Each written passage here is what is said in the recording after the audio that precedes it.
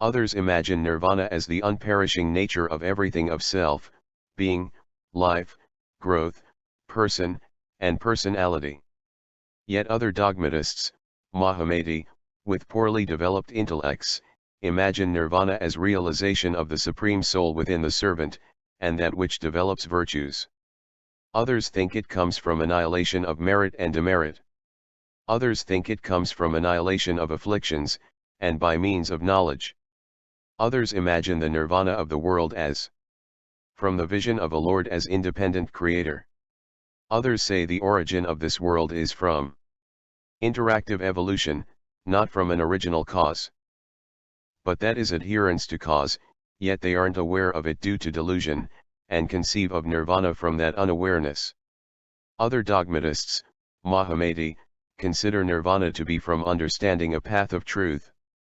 Others come to understand nirvana as from perception of oneness, otherness, both, and neither in the connection of qualities with that which is endowed with qualities.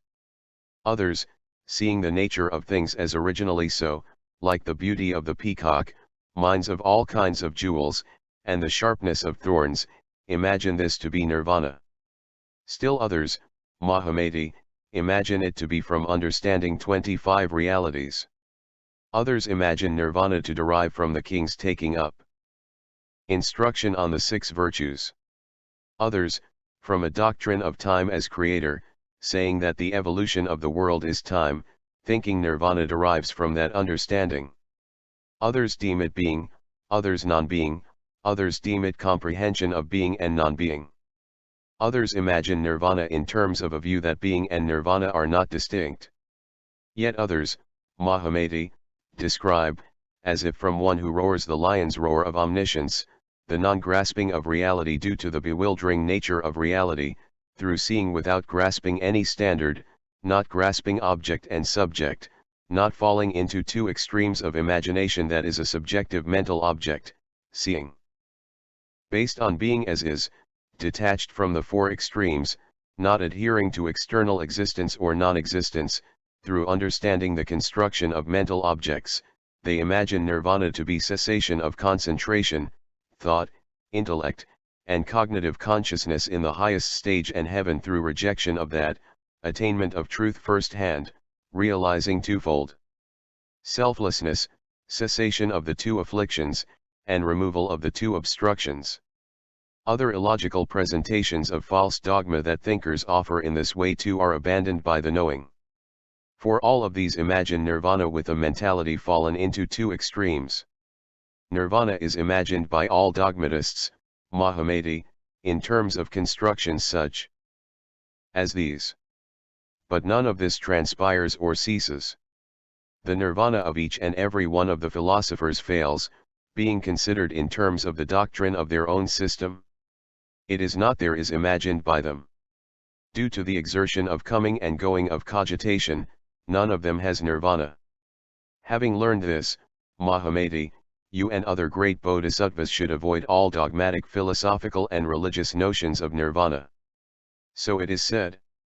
Dogmatists construct notions of nirvana differently, these are only hypotheses, without means of liberation. Dogmatists who disregard what's bound and what binds, and lack expedients too. Imagine liberation, but liberation isn't there. The doctrine of dogmatists appears divided into many distinctions. Hence they have no liberation. How can it be imagined by the deluded? Dogmatists with faulty notions of effect and cause are all deluded, so there is no liberation for them, for partisans of being or non-being. For the unenlightened are content with conceptual elaboration of talk. They do not make resolution on truth strong. Talk is the source of the misery of the triple world, while truth is the cause of annihilation of misery. Just as form is seen in a mirror but isn't in it. Mind appears divided to the unenlightened in the mirror of impressions. Due to not knowing it is a mental object, imagination is born, divided into 2. Due to recognition that it is a mental object, imagination does not proceed. Variety is thought, unconnected to described and description. Visible appearance is not objective as imagined by the unenlightened. The triple world is only imagination, no external object can be found. Imagination appears various, but that's not recognized by the naive. In each scripture it is said differently, and with alternative concepts and names, without any vocabulary. Meaning is not defined.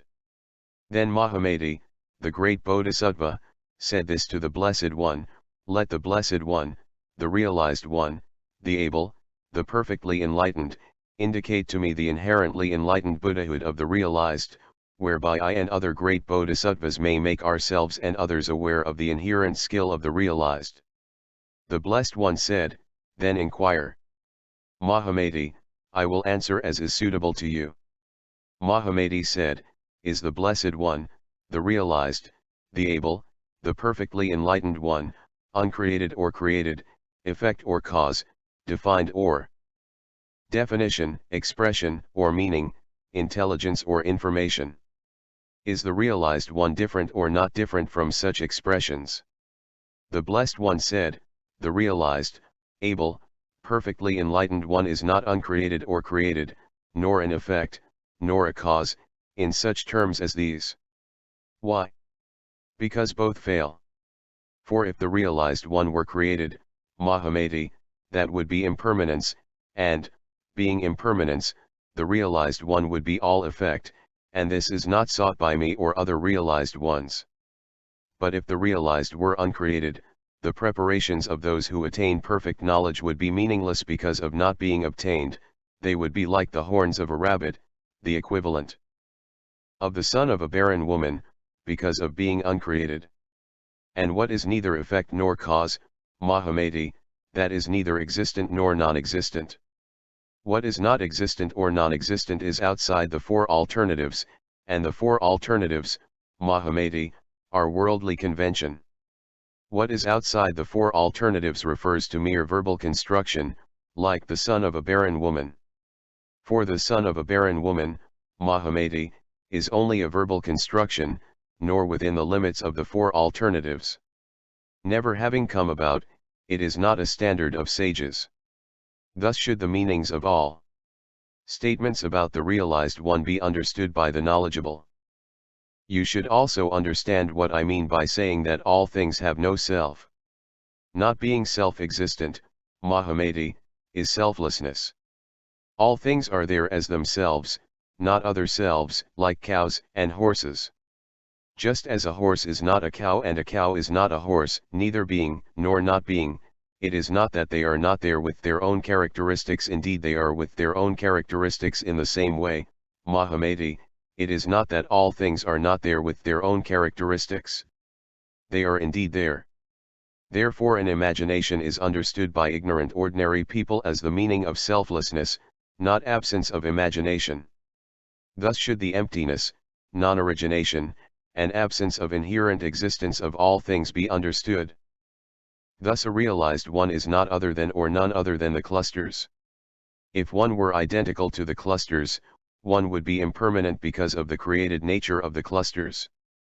But if one were other, being too one would be different, like the horns of a cow. So the identity of all things is from similar appearance, while the difference is from the appearance of short and long. For a cow's right horn, Mahamati, is different from its left horn, and the left from the right, hence the relativity of shortness and length of the two. So it is too of color and variety. Thus, while different, not being relative, yet a realized one is not different from the clusters, elements, and media of sense.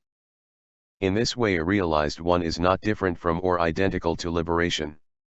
A realized one is indicated by the word liberation. If a realized one were other than liberation, that would be connected to description of form, and, being connected to description of form, would be impermanent. Yet if one were identical, there would be no distinction in the characteristics of attainments of yogis, and the distinction among yogis is evident. So one is neither different nor identical. In this way knowledge is neither different from nor identical to what is known. What is not permanent or impermanent, not effect or cause, not created or uncreated, not intelligence or information, not describable or descriptive, not the clusters or other than the clusters, not signification. Or expression, not bound to oneness or otherness. Both or neither, that frustrates all measure. What frustrates all measure amounts to mere words. What is only words is unoriginated, what is unoriginated is unperishing. What is unperishing is like space, and space, Mahamati, is not an effect and not a cause, cannot be objectified. What cannot be objectified is beyond all conceptual elaboration. What is beyond all conceptual elaboration has arrived at verity. This, Mahamati, is true enlightenment. This is the enlightenment of the enlightened, inaccessible to all faculties of measurement. So it is said. Beyond any faculty of measure, neither effect nor cause, beyond intelligence and information, neither describable nor descriptive. A state of perfect enlightenment dependent on the clusters has never been seen by anyone anywhere. What has not been seen by anyone anywhere, how can it be conceived?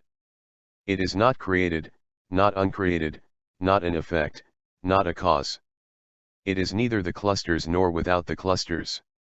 Not elsewhere than combination.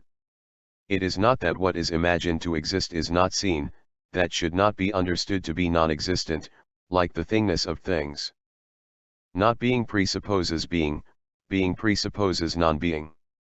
Hence non-existence is not to be concluded and existence is not to be imagined. Those who rely on faulty measurement due to confusion of self and selflessness, mired in dual extremes, lost, destroy the naive. When they see my guidance free from all failings, then they see correctly, they do not disparage the guides. Then Mahamati, the great bodhisattva, also said this to the realized one, let the blessed one instruct me, let the blissful one instruct me. In the recital of instruction mention is made by the blessed one of unperishing non-origination, you say it as an epithet of the realized, unperishing, without origination. Is this unperishing non-origination non-existence, or another term for the realized? As the Blessed One has said, all things are shown by the realized one to be unperishing and without origination, by having no view partial to being or non-being. If all things are unoriginated, then one cannot apprehend anything, because of the non-production of all things. But if this is an alternative term for some reality, let the Blessed One say what it is. The Blessed One said, then listen, Mahamati, and take it to heart accurately and aptly, I will tell you. Very well, Blessed One. So saying, the great Bodhisattva Mahamati listened to the Blessed One. The Blessed One said this to him, the realized state is not non-existence, Mahamati, nor is the apprehending of the unperishing non-origination of all things. It is not an idea to be considered, yet mention of non-origination is not made by me without meaning or purpose. But this is a term for the realized one as a mental spiritual body, which is not within the range of any philosophers, hearers, solitary illuminates, or bodhisattvas as far as the seventh stage. That is the non-origination of the realized. This, Mahamati, is a synonymous expression. It is like Indra, Shakra, and breaker of strongholds for a deity, Hajya, Kara, and Pani for hand, Tanu, Diha, and Sharira for body, Pirthivi, Bhumi, and Vajramdhara for earth, Ka, Akasha, and Gagna for sky, and so on. Each individual thing has multiple different synonyms, but a multiplicity of entities is not construed from this multiplicity of names. And the particular property is not non-existent. Thus, Mahamati, I too am heard of by unsophisticated people in this world endurance under 3 incalculable hundreds of thousands of names, and they speak of me in these terms, and do not know these are alternative names for the realized. So some know me as the realized one, some as the independent one. Some recognize the guide, the preceptor, the leader.